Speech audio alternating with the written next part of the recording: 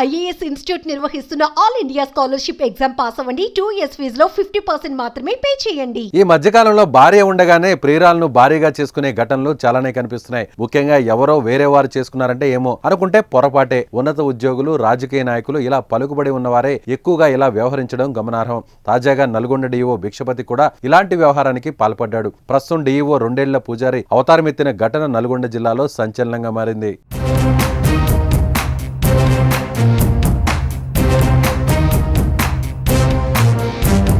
Nalgonda DEO Bhikshapathi కుటుంబ వివాదం రచ్చకెక్కింది. నల్గొండ జిల్లా కేంద్రంలోని రాఘవేంద్ర కాలనీలో డీఈఓ భిక్షపతి నివాసం ఉన్న ఇంటికి బంధువులతో కలిసి చేరుకున్న ఆయన భార్య మాధవి ఆందోళన చేపట్టింది. నల్గొండ జిల్లా కేంద్రంలోని రాఘవేంద్ర కాలనీలో డీఈఓ భిక్షపతి నివాసం ఉన్న ఇంటికి బంధువులతో కలిసి చేరుకున్న ఆయన భార్య మాధవి ఆందోళన చేపట్టింది. దీంతో డీఈఓ, ఆయన భార్య, బంధువుల మధ్య తీవ్ర వాగ్వివాదం జరిగింది. కర్నూలు జిల్లా గోదావరి కనికి చెందిన మాధవితో భిక్షపతికి 14 సంవత్సరాల కిందట వివాహమైంది. అయితే వివాహం జరిగిన నెల రోజులకే ఆయన తన భార్యకు దూరంగా ఉంటూ వచ్చినట్లు సమాచారం. అయితే ఈ తరుణంలో భార్యని ఇంటి నుంచి పంపించడమే కాకుండా మరో మహిళతో సహజీవనం చేస్తున్నట్లు భార్యతో పాటు బంధువులు ఆరోపిస్తున్నారు. ఇదిలా ఉంటే వీరిద్దరి విడాకుల విషయం ప్రస్తుతం కోర్టులో కేసు నడుస్తోంది.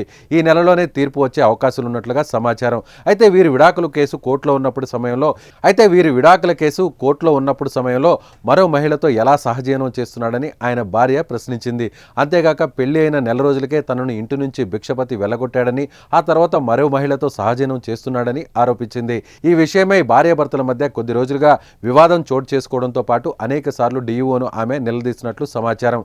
అయితే తాజాగా డీఈఓ భిక్షపతి ఇంటికి బంధువులతో కలిసి వచ్చి ఘర్షణ పడింది. తనతో వివాహమైన తర్వాత మరో మహిళతో ఎలా ఉంటావంటూ ఆయన్ను ప్రశ్నించడంతో పాటు వాగ్వివాదానికి దిగింది. విషయం తెలుసుకున్న పోలీసులు రంగప్రవేశం చేసి వివాదం చోటు చేసుకోకుండా ఇరువురిని సముదాయించారు.